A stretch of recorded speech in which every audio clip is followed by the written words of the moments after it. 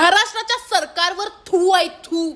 हा, जी काही नसरापूरमध्ये जी घटना झाली, हा नीच दलिंदर नालायक नीच माणूस 65 वर्षाचा, ज्यानं या 3-3.5 वर्षाच्या छोट्याशा मुलगीवर बलात्कार करून त्याला शेणाच्या ढिगाखाली तिला ठेवली होती.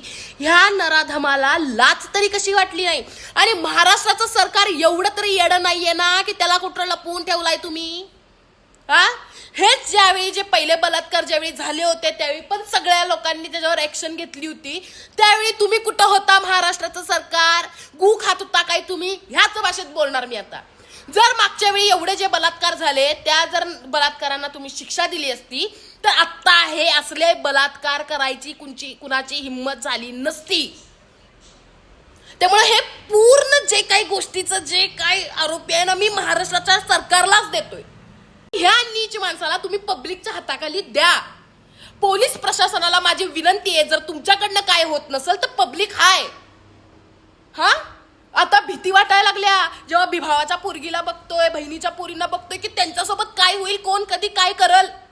हा, तुम्ही ते एकच तुम्ही बलात्काराला जर पहिलाच शिक्षा दिली असती ना, जेवढे याच्या आधी बलात्कार झाले फाशीची शिक्षा दिली असती ना, तर हे असले बलात्कार करायची कुणाची ताकद नसती, कुणाची हिंमत झाली नसती.